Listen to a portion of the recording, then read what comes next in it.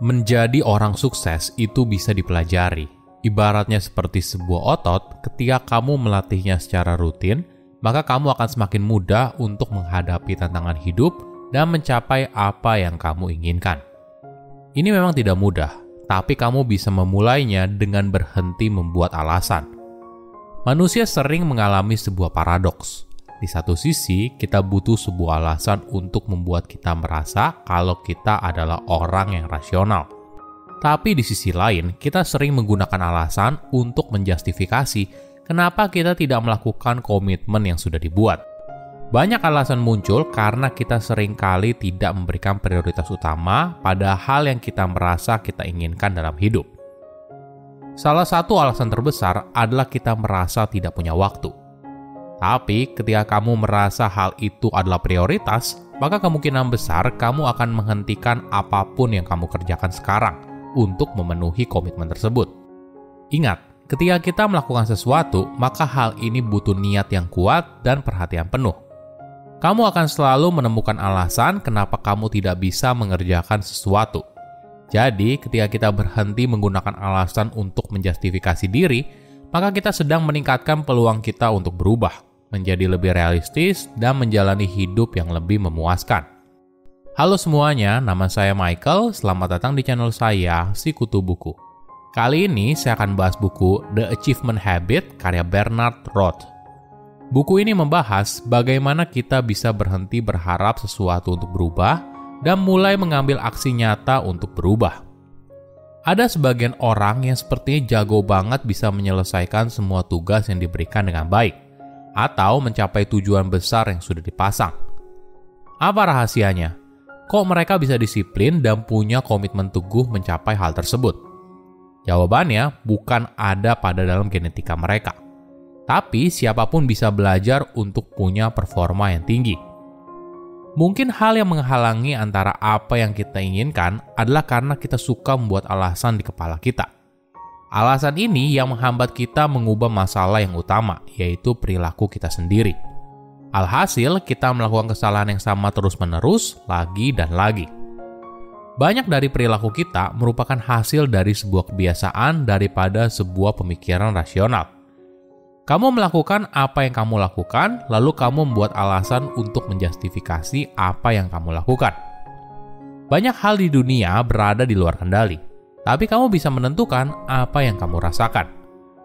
Ketika kamu bisa menerima apapun yang terjadi dalam hidup kamu, maka kamu tidak lagi berpikir sebagai sebuah korban dari sebuah keadaan. Dan di momen itulah perjalanan untuk mengubah hidup dimulai. Saya merangkumnya menjadi 3 hal penting dari buku ini.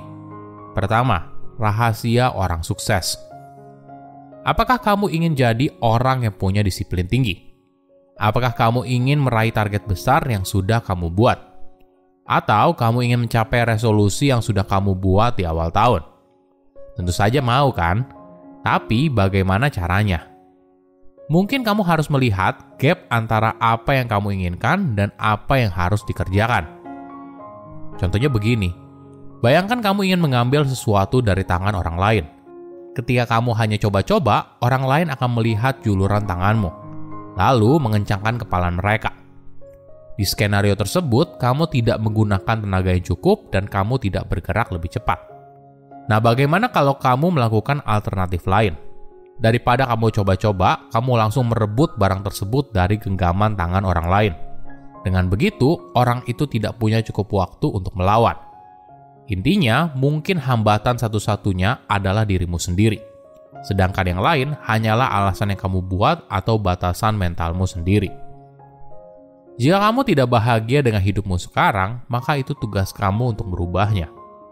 Ada contoh yang menarik. Bayangkan kamu datang terlambat di sebuah pertemuan yang penting.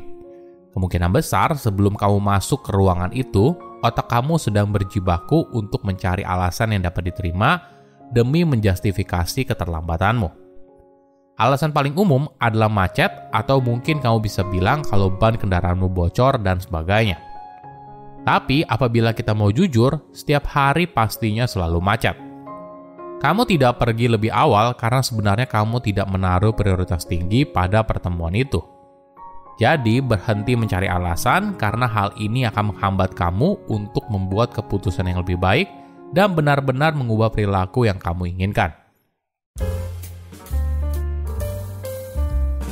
Kedua, makna atas apa yang ingin kita lakukan. Kita seringkali memberikan makna pada apapun. Ketika kita menghadapi bos yang tidak kompeten atau rekan kerja yang punya kinerja buruk, kita seringkali lupa kalau persepsi kita merupakan hal yang subjektif. Sebagai contoh, atasan yang tidak kompeten mungkin bisa membuat kamu kagum ketika dia presentasi sebuah ide baru, atau ternyata rekan kerjamu yang punya kinerja buruk sebenarnya karena dia ada masalah di rumah. Artinya, label yang kamu berikan kepada orang lain bukanlah sesuatu yang sifatnya fix, tapi ini hanya masalah persepsi.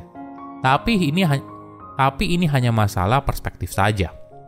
Yang kamu lihat mungkin hanya satu sisi, padahal sebenarnya manusia punya banyak sisi, tergantung dari sudut mana kamu melihatnya. Penulis menyadari hal ini ketika ada dua keluarga temannya yang terdiagnosa menderita Alzheimer. Keluarga dari pasien pertama berusaha tetap positif dan tetap bahagia di tengah penyakit yang dideritanya. Mereka selalu dengan senang hati menerima kerabat yang menjenguk. Di sisi lain, keluarga pasien kedua memposisikan diri mereka sebagai korban dari takdir yang buruk. Mereka juga terjebak dalam penderitaan yang dialami.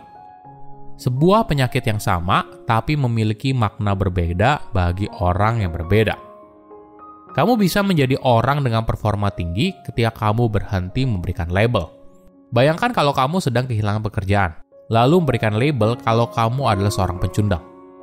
Hal ini merupakan hal yang percuma, dan mungkin saja hal ini yang menghambat kamu untuk mengejar masa depan yang lebih indah.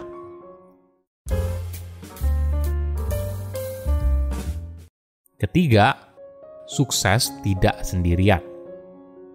Apakah kamu pernah dengar soal self-made millionaire?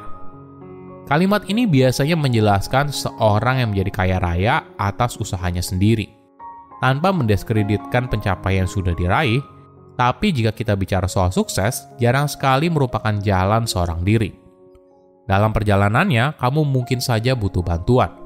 Ada orang yang membantu kamu, ada orang yang memberikanmu kesempatan, ada orang yang percaya atas kemampuanmu. Semua orang ini yang membantu kamu hingga ke posisi sekarang. Kita perlu melihat sukses dan kreativitas sebagai sesuatu yang tidak terbatas.